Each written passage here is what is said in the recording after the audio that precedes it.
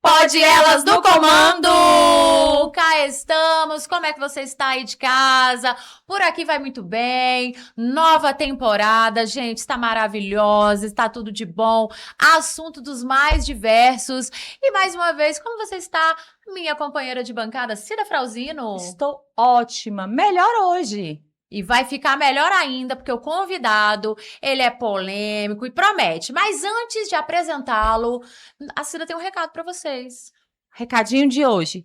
Comenta, curta, compartilha, ativa o sininho. Nosso YouTube Pode Elas no Comando, Instagram Pode Elas no Comando, para você não perder nada. Principalmente a entrevista de hoje, para você que gosta do jornalismo político, de polêmica. Estamos bem? Hoje, Cida, o convidado de hoje, ele é alguém que não recebe rótulos fáceis não, tá? Ele é jornalista há 51 anos, olha só.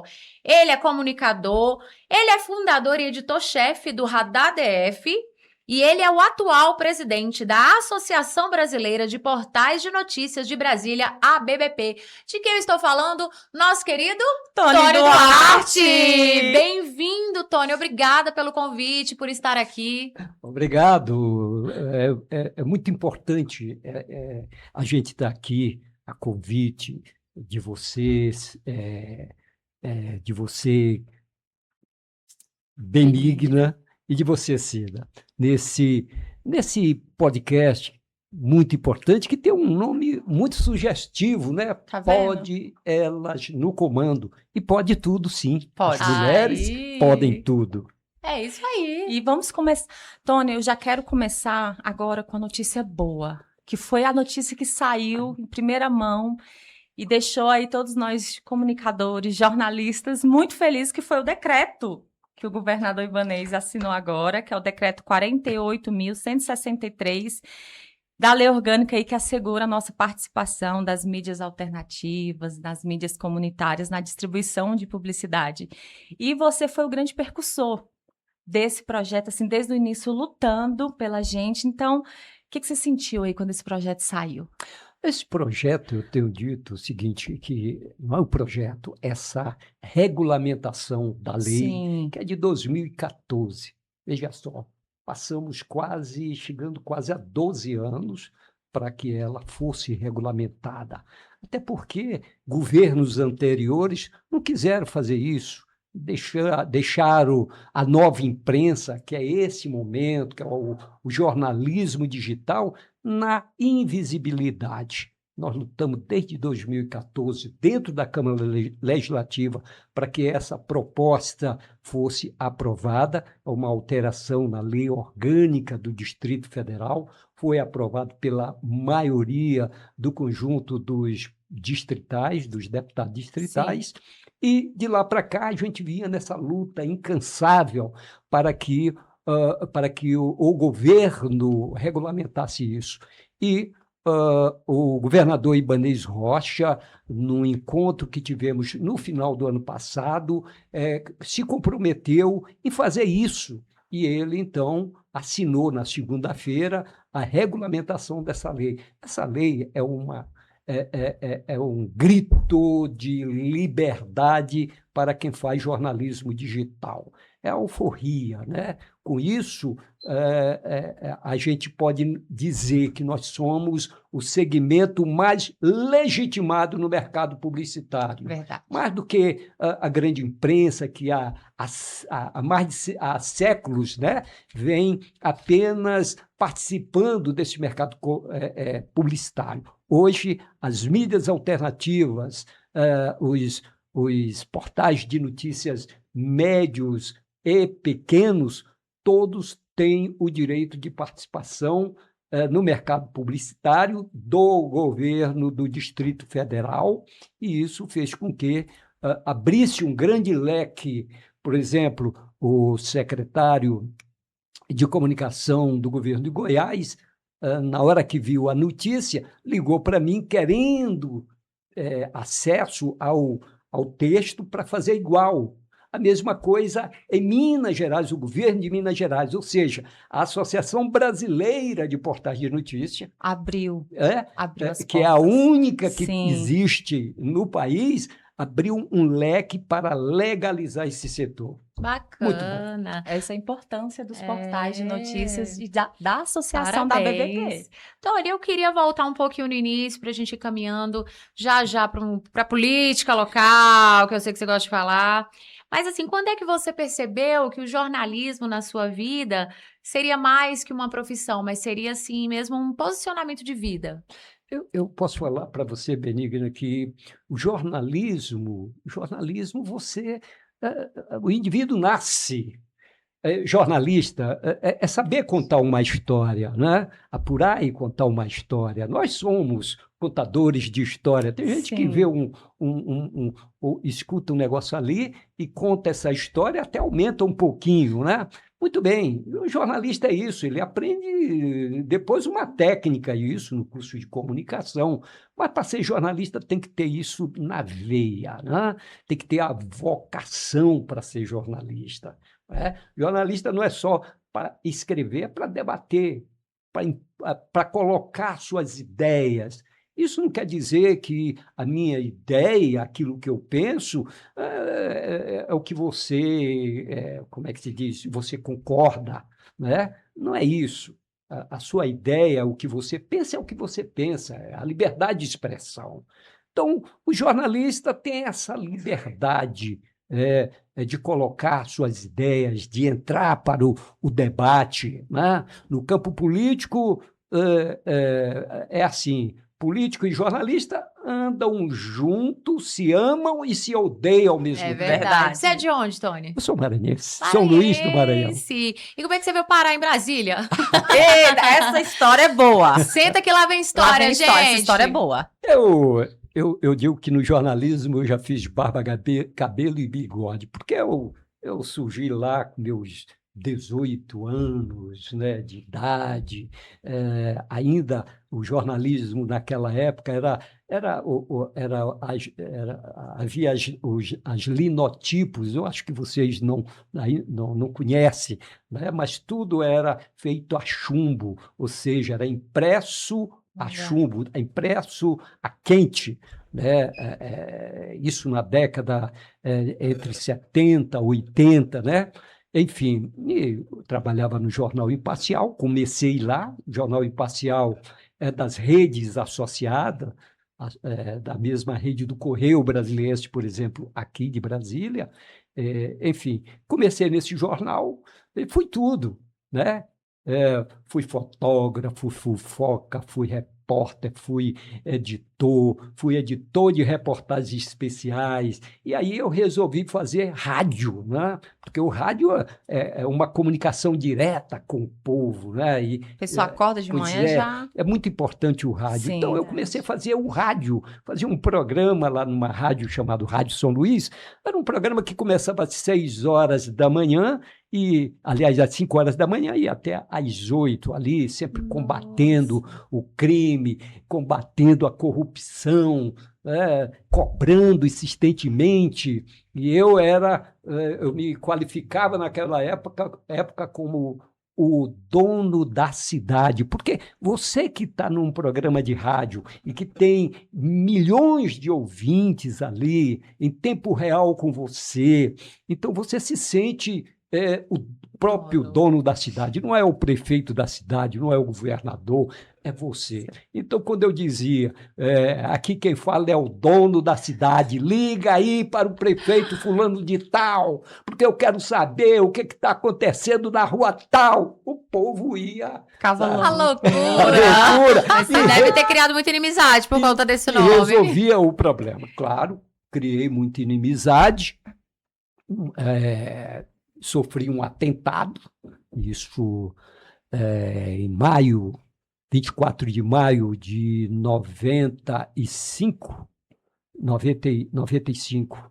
eu sofri um atentado, a bala, invadiram a Nossa. emissora de rádio, Meu Deus. houve uma tragédia, né?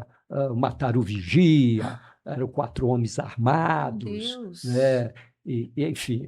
E daí ainda fiquei um ano, né, nessa guerra, né, louca lá no Maranhão, mas depois disso eu vi o tamanho da coisa. E aí eles deram um ultimato.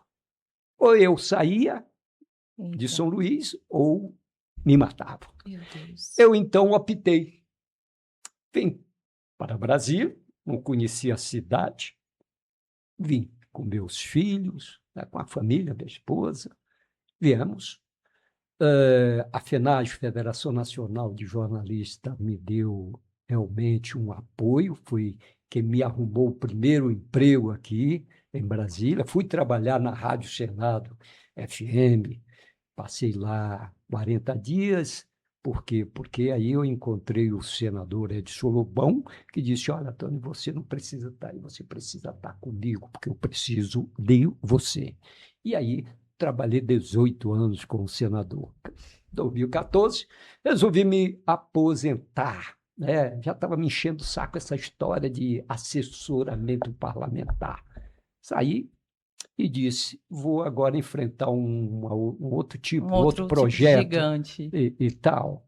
Eu vou fazer um site, botei o Radar DF e disse, agora eu quero organizar essa galera que faz isso aqui no DF. Eu não conhecia ninguém e tal. Só tinha uma forma, tentar criar uma associação. E aí surgiu a ideia da ABBP, que até hoje está aí. E a BBP, gente, principalmente nesse projeto, nesse decreto, né, foi a que lutou desde o início aí para que pudesse sair do papel, para que os portais de notícias tivessem aí essa voz, Conquista, essa né? conquista, Tony. Quando surgiu a ideia de criar a BBP, foi muito difícil ser ouvido, ser respeitado. Todo o início de uma entidade associativa é muito difícil, né? Bastante difícil, principalmente no segmento jornalístico. Sim, Porque você vê a febre dos blogs na época, onde todo mundo se sente como uma própria ilha, todo mundo. Aí ficava aqueles caras com o braço cruzado na foto, blog fulano de É tal, verdade. auto-personalizado, né? E tal. verdade. E eu dizia assim, que negócio é esse, gente? Vamos acabar com esse negócio de blog, de Era auto-personalismo. super na Bota moda outro blog. nome, tira isso. E aí eu fui convencendo paulatinamente. A gente fez a associação, deixei muito claro que o período de maturidade de uma associação são 10 anos. Tanto é que nós fundamos ela em 2014, mas ela veio criar corpo e a gente ter, por exemplo, um local, uma sede própria, agora, em 2000 ano passado, Onde fica a né? sede, Tony? Fica lá no CONIC, né? Certo. E nós somos uma associação que ampliamos. Ela antes era Associação Brasiliense. Então, nós mudamos seu estatuto, passou a ser Associação Brasileira de Portais de Notícia. Nós estamos organizados hoje em 9 estados brasileiros, né?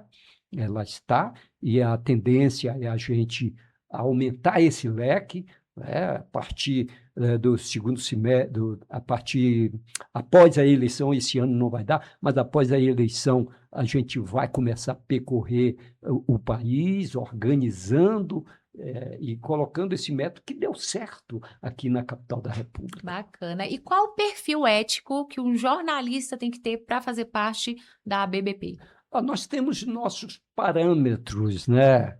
Primeiro, porque lá é uma associação de portais de notícia. Certo. Não é a pessoa, mas a empresa, Sim. o portal de notícia que é o associado. Agora, para que esse portal de notícia seja associado, né? Tem uma regra. Qual é a regra? Primeiro, ter, no mínimo, um ano de operação no caso do Distrito Federal. Um ano para ele ser filiado. Segundo, ter um jornalista profissional responsável por esse portal, né?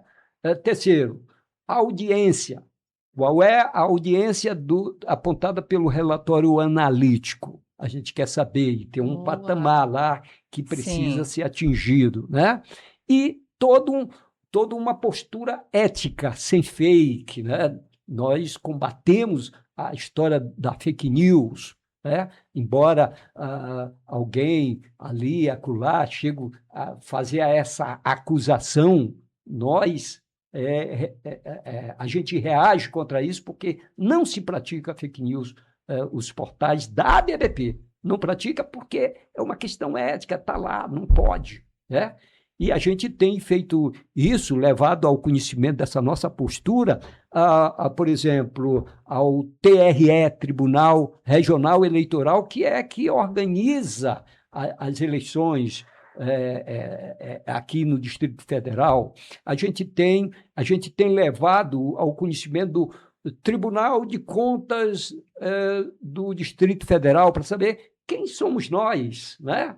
A gente tem levado isso ao Tribunal de Justiça, ao Ministério Público, porque havia muita desconfiança, as pessoas queriam saber, quem são esses caras e tal. Acha que fazer uma associação agrupada e brigar para furar uma bolha que era conduzida pelos grandes veículos, os próprios grandes veículos começam a dizer, opa, não, peraí, no meu pedaço não. Ocorre que é necessário, sim, democratizar o mercado publicitário, bancado pelo dinheiro público. Excelente. Essa é a nossa norma, Sim. É assim que a gente procede na ABBP. Certo. Sim.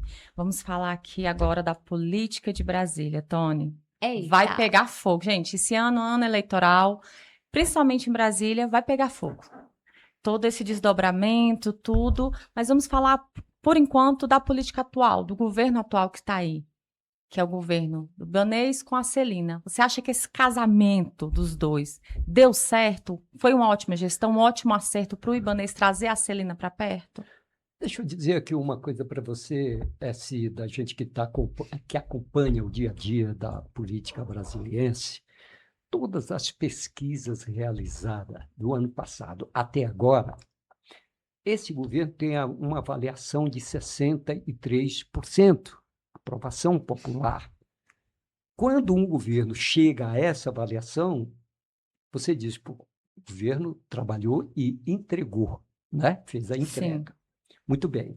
Então, o que está realmente, o que vai no jogo, é um governo exitoso, um governo aprovado, bem aprovado, né? E quando o governo é bem aprovado, ele tem a chance de fazer a sua sucessão. No caso, Celina Leão, que é uma mulher experiente, né?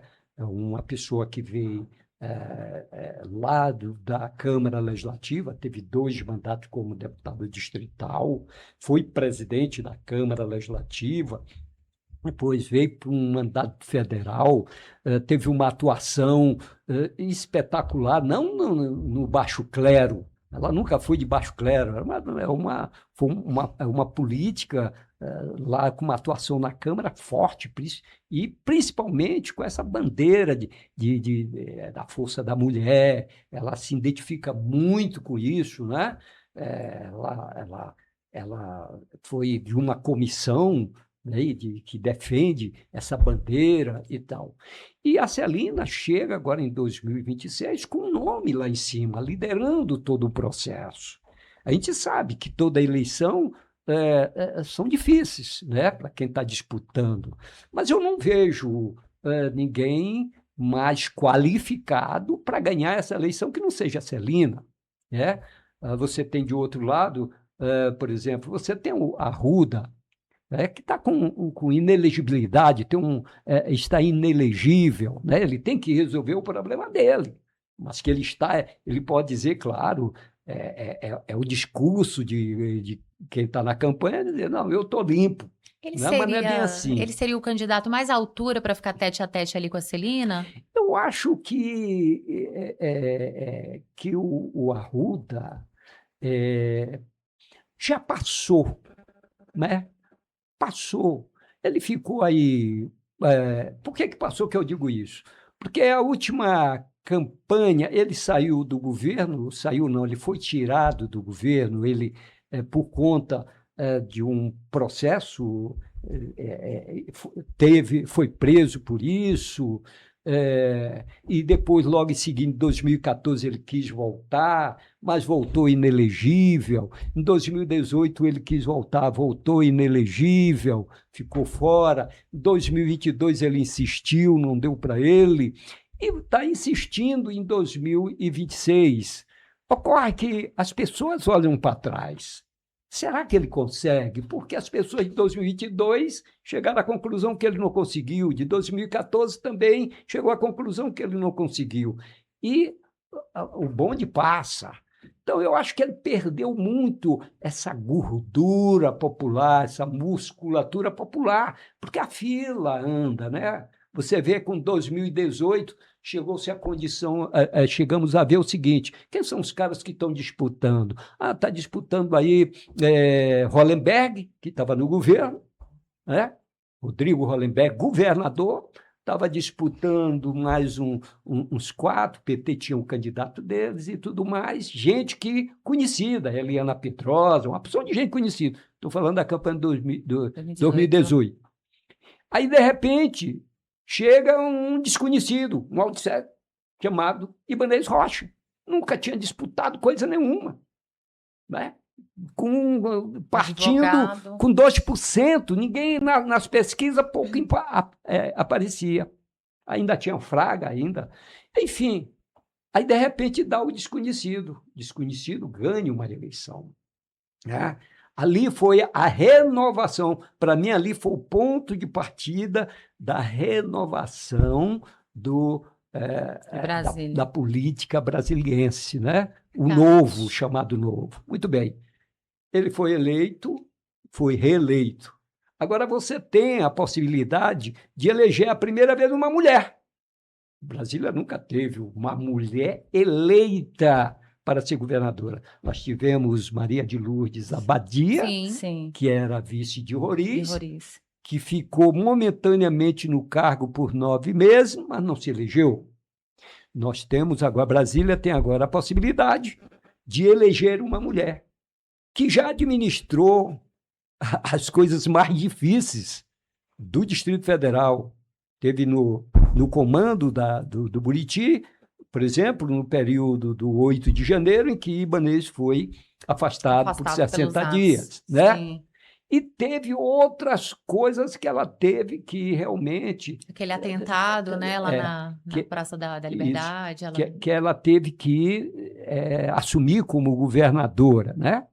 E o governador já anunciou, dizendo que ela que é a candidata.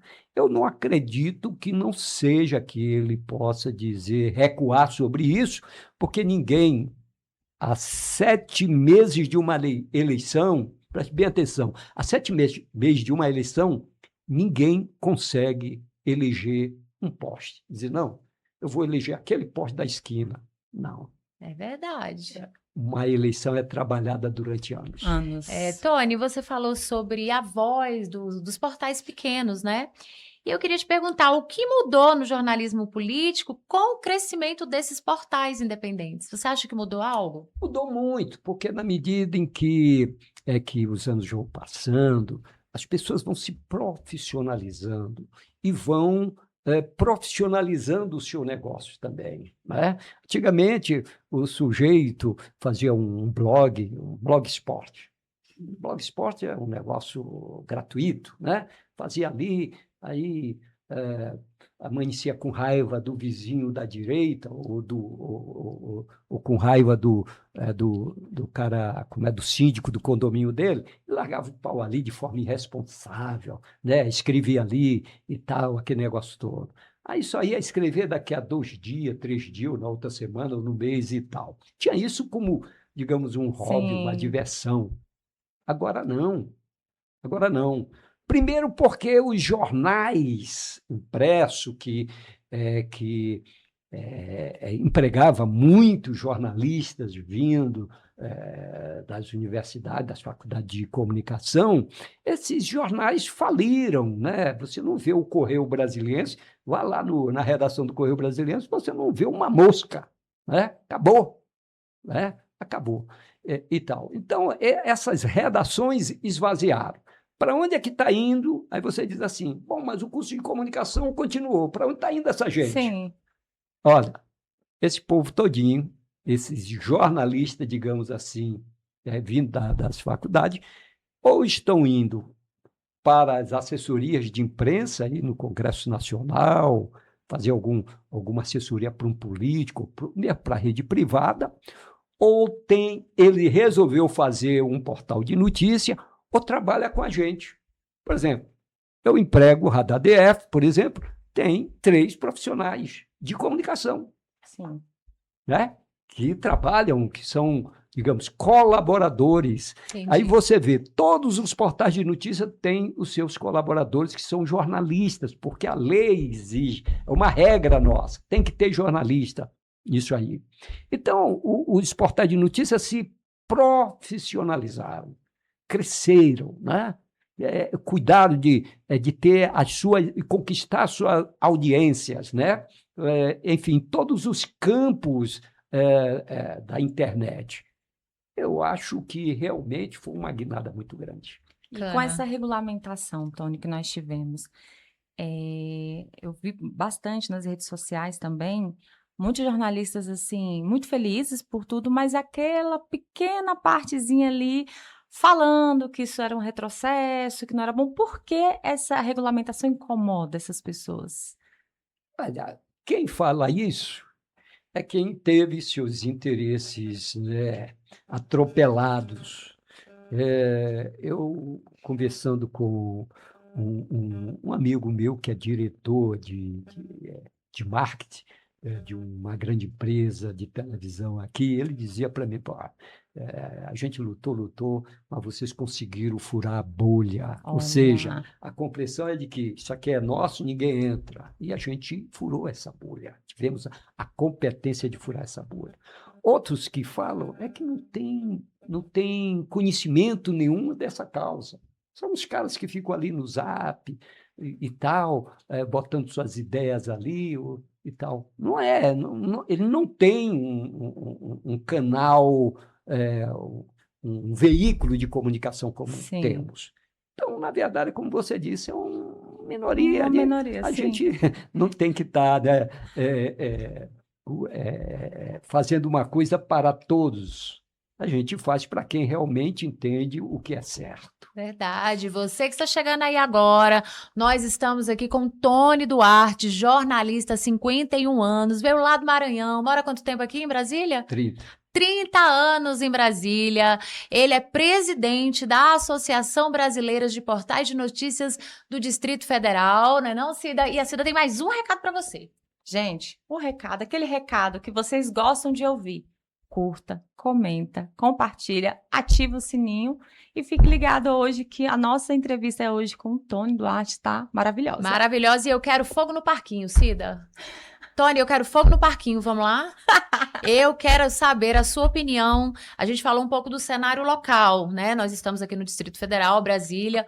Tony deu a opinião deles sobre a Celina, sobre a Arruda, Ibanez. Eu quero saber a sua opinião no âmbito nacional.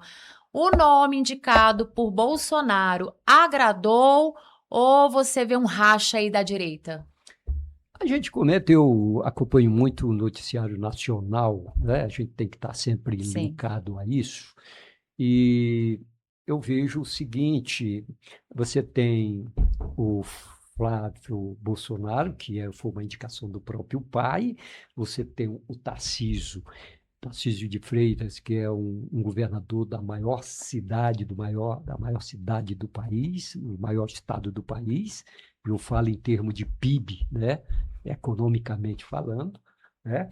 Você tem aqui no Goiás Caiado. O Caiado, que tem um Ratinho Júnior lá no Paraná, e tem o Zema aqui em Sim. Minas Gerais. Então, do campo da direita, a gente tem todos esses nomes, né? E você está me perguntando exatamente nesse campo.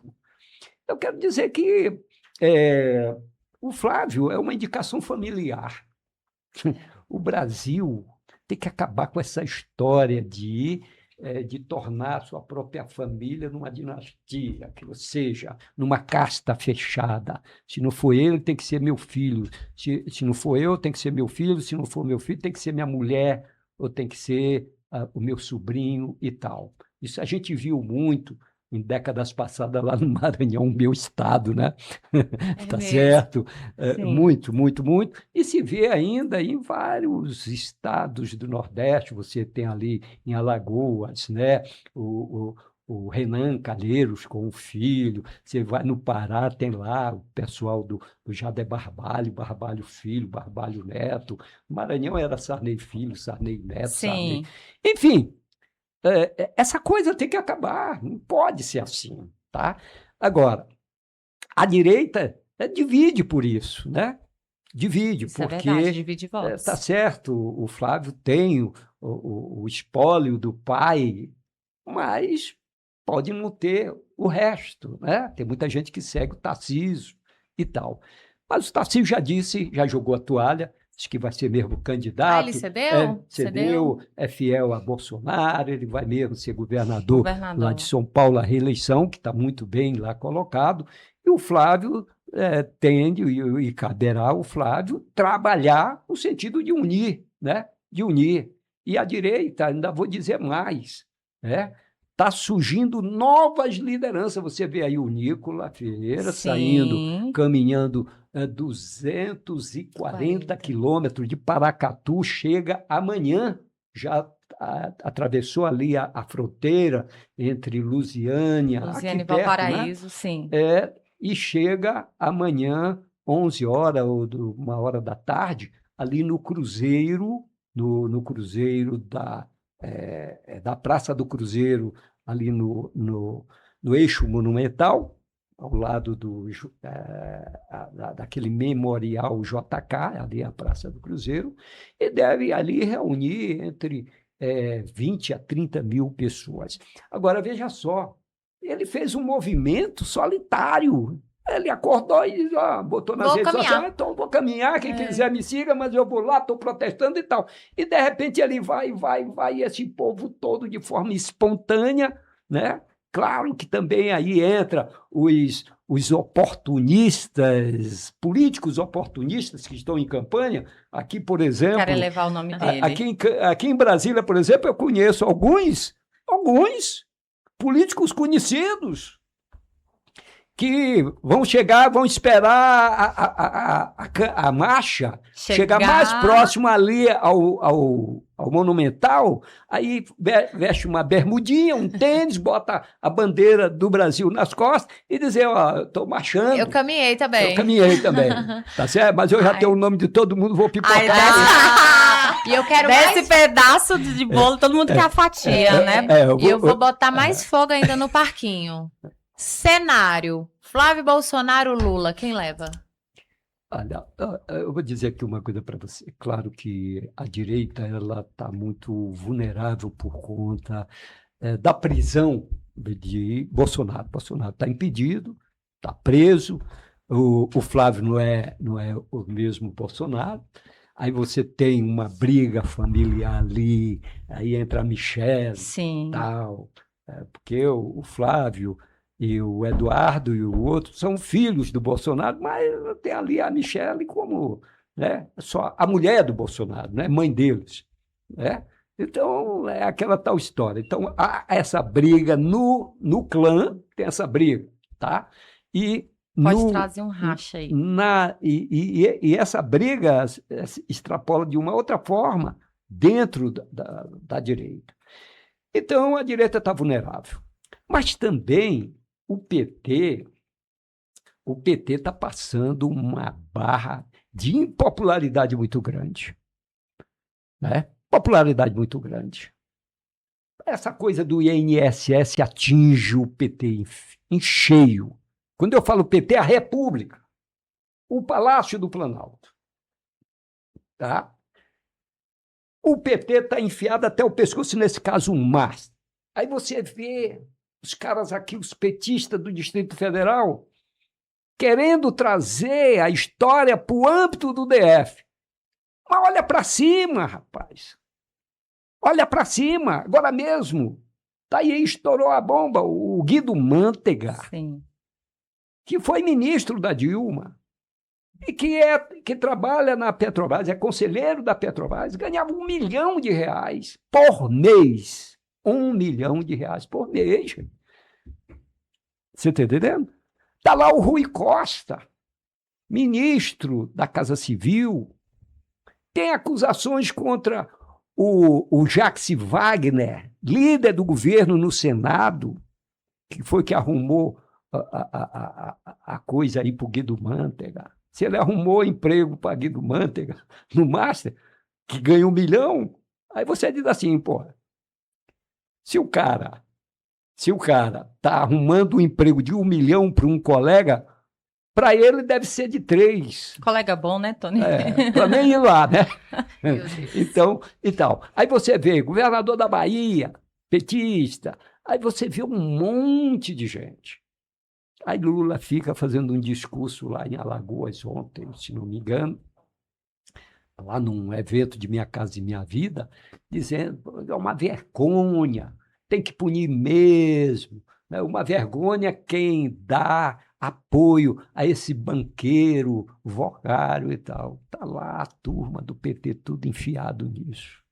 Tony, então você acha que neste caso, Master, estão tentando então abafar o governo federal e trazer isso para Brasília, para sujar a imagem do Ibanez?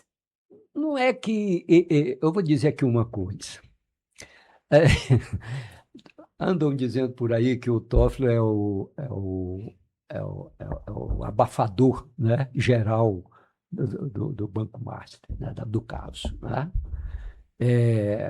Quando uma coisa, essa teia, ela é muito grande, né, que você tem gente do judiciário, gente do governo executivo e do legislativo, né? Envolve aí vários deputados, vários senadores, né? Aí bancos privados e tudo mais. Aí você diz assim, bom, e aí? O que é que vai acontecer? Né? O que é que vai acontecer? Será que vão ter coragem realmente de fazer uma CPI e apontar só para um lado e para outro não? Né? Será que quem é que vai preso? Só as sardinhas, os tubarões, não? Né? Então, eu não acredito que possa haver instalação de CPI, seja aqui, seja no Congresso Nacional para isso. O Hollenberg, que é o autor da CPI no Congresso Nacional, vai ter coragem de chamar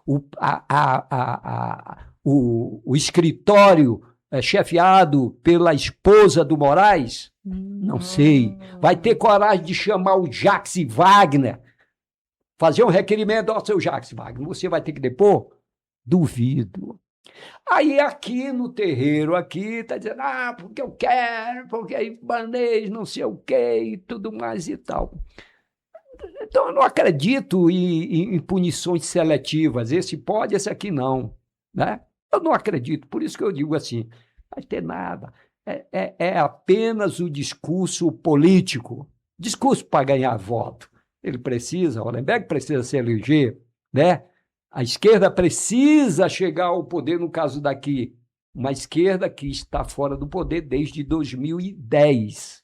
Que o último governador foi o Agneto, aliás, né? 2010 não, 2018. O que 2010 foi o PT. Sim. Né? Mas eu posso botar aí que aí, depois de Agnello veio o Hollenberg, né?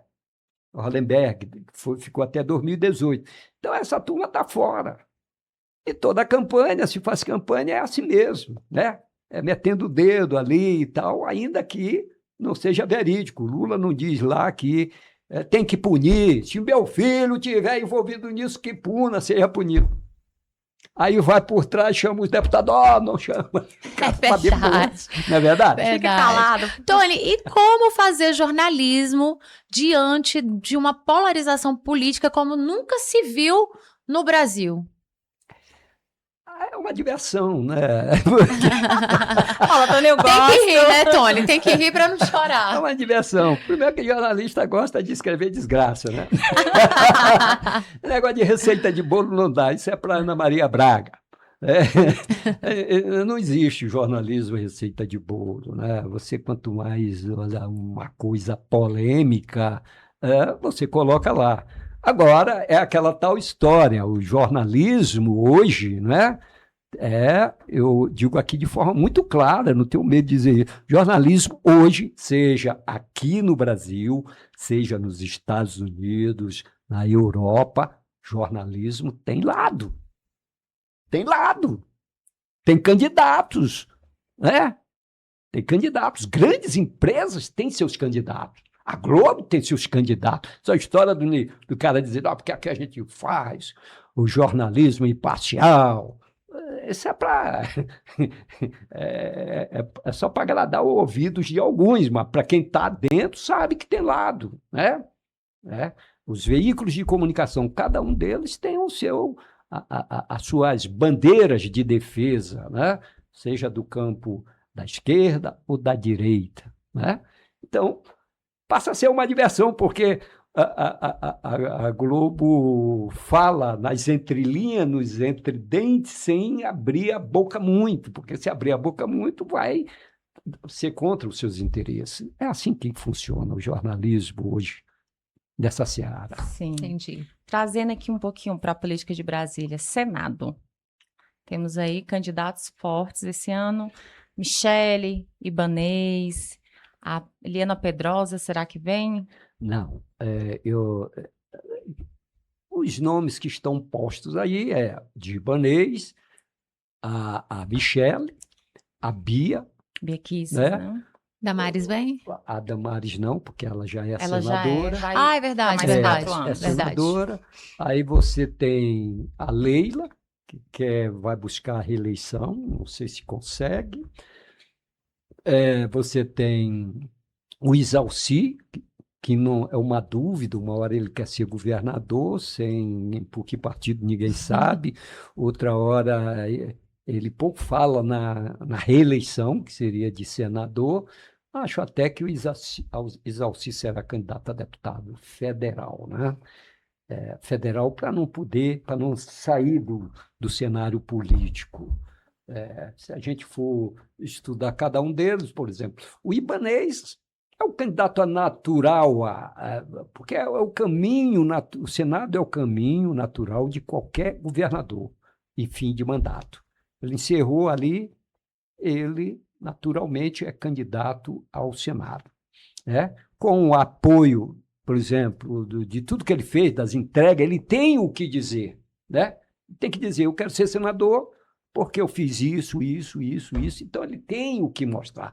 Então, ele tem uma vantagem. São 2 vagas. Eu acredito que ele se eleja uma dessas 2 vagas.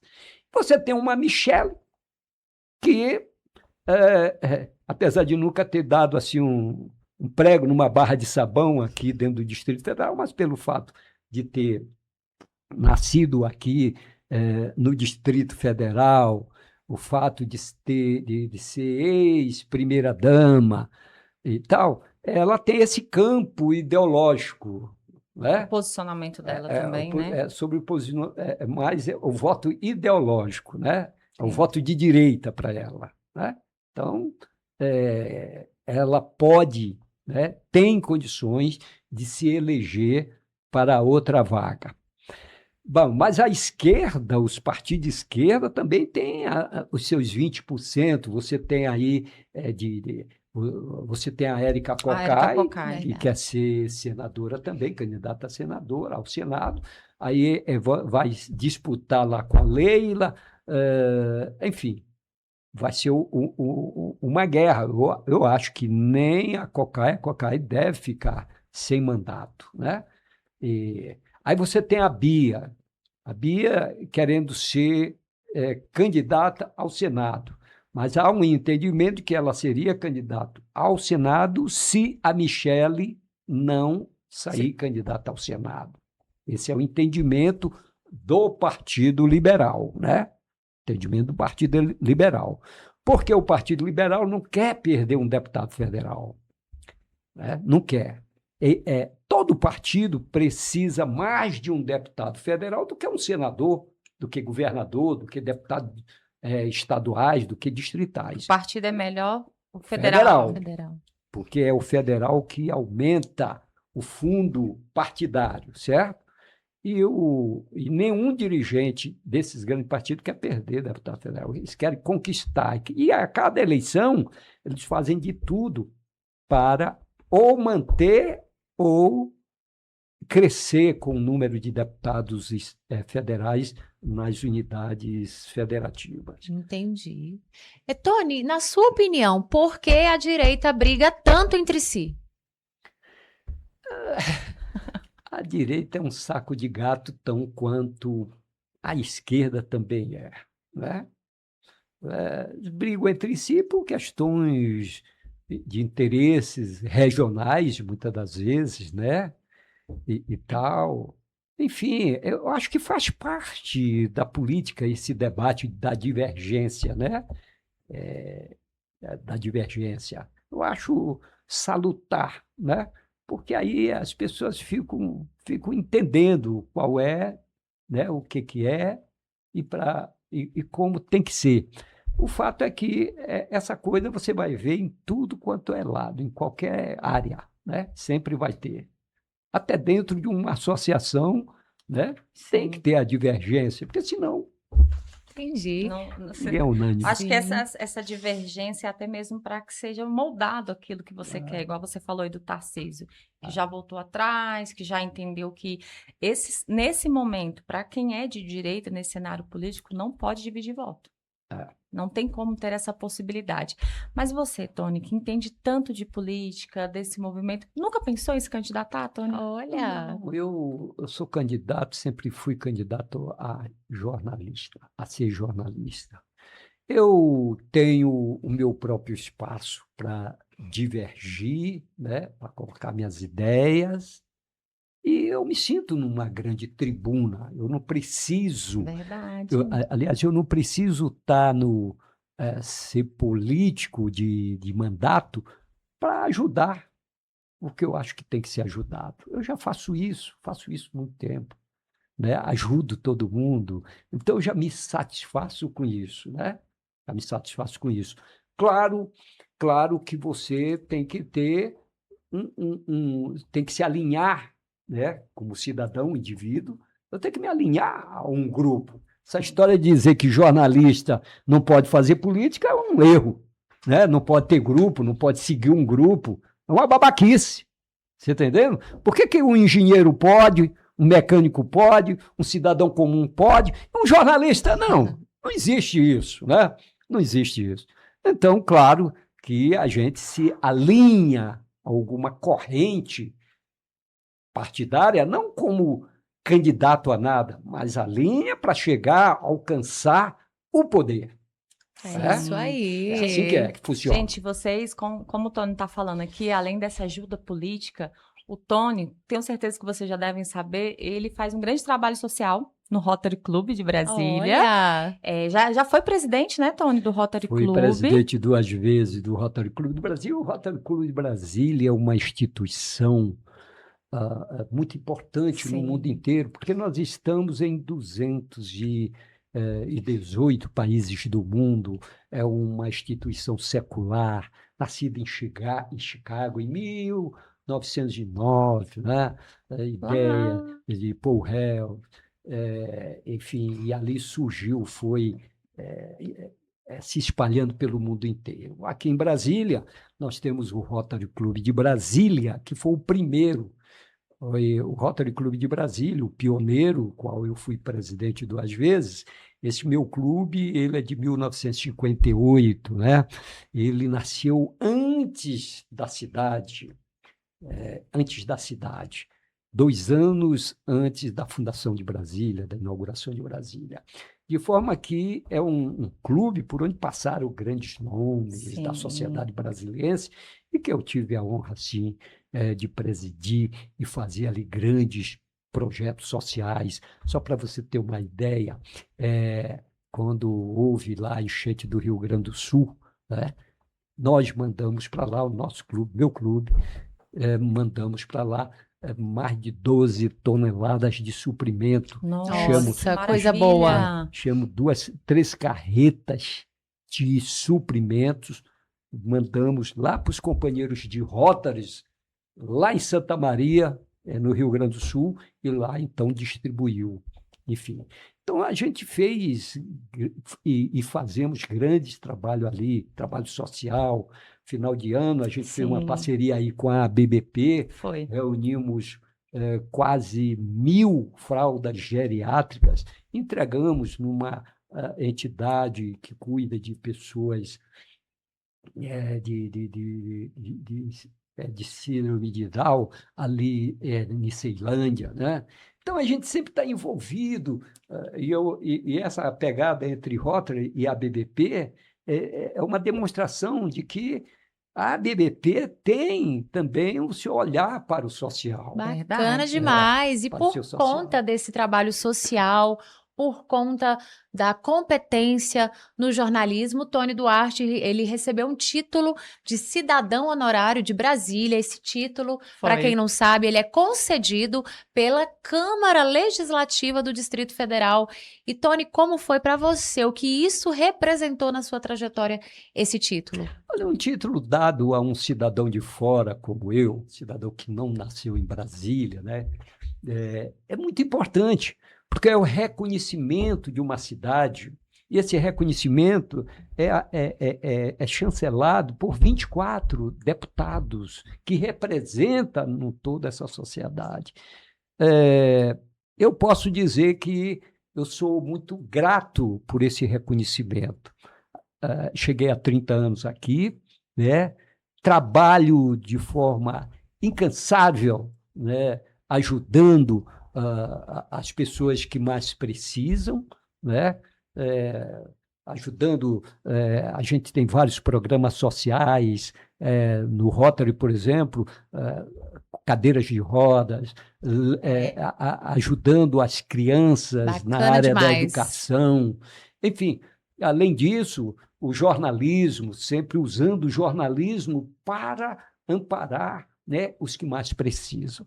Então, quando a gente tem esse reconhecimento, é um negócio bom, né? Muito bom ter isso no escritório da casa da gente, dizendo ali, ó, sócio honorário de Brasília, da capital da República. Parabéns, Né? Tony, Isso é pelo muito seu bom. prêmio, pelo seu Nossa, título. E assim, é um reconhecimento que você fala. Eu sempre estive no caminho certo, porque o Tony, gente, ele tem a ideologia dele, ele acredita, ele vai, ele fala. Tem um site, né? Radar DF. ADS. Gente, o site é muito bom, viu? Qual o Quer seu saber a arroba? notícia? Ele? Qual o seu arroba no Instagram? Você tem Radar Instagram? DF Arroba mesmo. Radadeira. Ah, tá. Arroba Radar DF. Tony, pra gente fechar aqui, falando sempre que a gente mais ama falar, né? Nós dois aqui, de política. Cenário de Brasília. O que que nós podemos... O que que o jornalista fala e o que que o jornalista precisa ter cuidado para não cair nas fake news que estão sendo lançadas muito? Olha, cada vez mais é aquela tal história. A BBP está preparando todos os seus associados. Hoje mesmo tivemos essa reunião com o nosso setor jurídico, né? A BBP e o setor jurídico vai fazer uma cartilha no sentido, é assim que tem que ser seguido, as leis, as portarias que o TRE está baixando aí para ser seguido, e a gente vai dar essa orientação, né? Vamos dar toda essa orientação. A gente tem que tomar mesmo muito cuidado. Muito cuidado. Quem é do campo da comunicação tem que tomar muito cuidado, porque por exemplo, a inteligência artificial é capaz hoje de pegar a Nossa. sua imagem e o cara botar lá do jeito que bem entender, né? Então você tem que definir, saber o que é produto da inteligência artificial e o que é real, né? Então tudo isso é que vai demandar nessa eleição de 2026 o cuidado, né, apurar, checar, e é isso que a gente vai orientar, né, todos os nossos colegas da área da comunicação. É isso aí. Gente, o episódio foi tão gostoso de ouvir que passou muito rápido, Cida. Passou muito Precisamos ter o rápido. Tony de novo aqui. Você quer? Para Deixa comentar aqui. a política assim que tiver mais pertinho aí de outubro, que eu tenho certeza que vai estar bombando E a essa gente política. vai poder falar mais abertamente, né, Tony? Porque vai estar tudo definido. Isso, né? porque Quem ainda, é, a todas gente ainda tem as vagas. pessoas que falam, que querem, mas ainda não tem essa definição Sim, para muitos cargos, muitos. muitos candidatos, né? Mas foi isso aí. Nós estivemos aqui no bate-papo incrível, maravilhoso com Tony Duarte. Tony, suas considerações finais, qual a mensagem que você quer deixar para a sua associação, para os seus associados jornalistas? Eu quero deixar uma mensagem para as mulheres. As mulheres, a gente viu no balanço publicado, se não me engano, anteontem, morre no Brasil, aliás, 4 mulheres em média são assassinadas por dia no país. Você vê que, apesar de uma conjunção de leis de combate ao feminicídio, à violência, né, as mulheres continuam sendo, né, as maiores vítimas dessa violência. Então, eu penso que as mulheres vão realmente estar mais fortalecida quando elas começarem a ocupar o seu lugar de poder, né? 2026, sem dúvida nenhuma, um dos temas que será discutido é a questão da criminalidade, da segurança pública e também sobre, aí inclui a violência contra mulheres. De forma que eu, na minha condição de jornalista e que cubro dia a dia sobre esse tipo de violência, principalmente quando é contra mulheres, isso me preocupa muito, né? Me preocupa bastante. E quando eu venho aqui num Pode Elas no Comando, eu penso que é esse tipo de trabalho que faz as mulheres se fortalecer mais, porque o que vocês colocam aqui colocam o debate amplo em todas as suas formas, no sentido de dizer, olha, você, mulher, não está só, nós Verdade. estamos aqui, nós podemos ser exemplos e vocês podem nos seguir. De forma que eu quero aqui, então, dizer para as mulheres que seguem o trabalho de vocês e, sobretudo, para vocês duas, para você, Benigno, para você, Cida, que continue nessa pegada. Esse trabalho é um trabalho que julgo de extrema importância, porque é um trabalho de conscientização política, né, e social. Eu fico extremamente agradecido por estar aqui. E muito obrigado por Nós ter... que agradecemos. Obrigada Nossa, pelas palavras. Muito obrigada, Tony. E tem ainda, Tony, uma surpresa. É um presente do podcast Pode Elas no Comando, porque esse espaço, como o Tony falou, é feminino, é para você, é para todos os tipos de público, e nós estamos muito felizes. O Tony tem uma agenda muito corrida, ele veio de uma reunião e topou estar aqui com a gente, então a gente queria muito agradecer de ter achado uma brecha aí na sua Pra agenda. você sempre lembrar da gente com carinho. Fico agradecido. Obrigada, Tony. E acabou bom. dessa temporada. Muito obrigada, Tony. Essa temporada maravilhosa. Mais um episódio de esclarecimentos. Isso é muito importante, gente. Esclarecimentos, a pessoa entender aquilo, entender a política, porque hoje em dia, a gente, ao acordar, a gente faz política. É verdade. E você aí, eu quero saber se você gostou desse episódio, se quer que o Tony volte, e qual é o próximo assunto que você quer saber, qual a próxima pauta. Fala pra gente que a gente chama, a gente tá aqui pra atender vocês. Mas tem que se inscrever no canal. Se inscreva, curta, comenta, compartilha e não esqueçam, Pode Elas no Comando. Pode Elas no Comando. Até a próxima. Essa é a segunda temporada e tem muito mais. Tchau, pessoal. Obrigada, Tony. Tchau, gente. Até a próxima.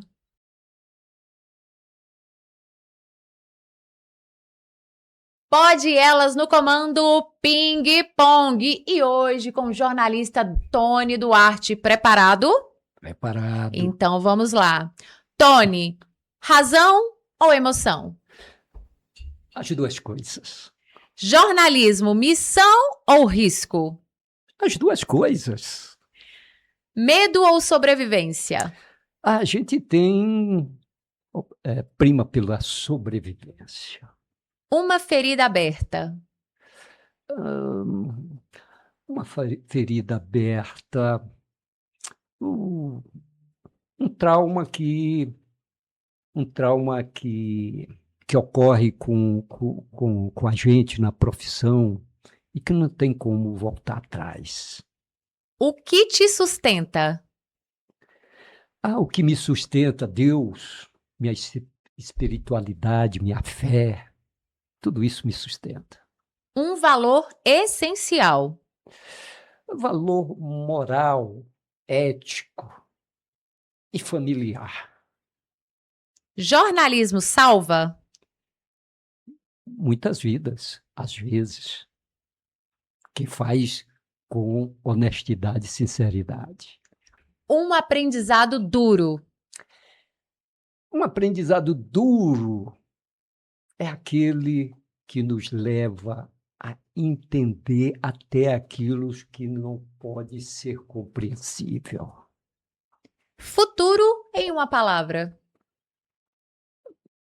A vida com grandeza e com Deus ao lado. Esse é o futuro de qualquer pessoa. Um beijo para?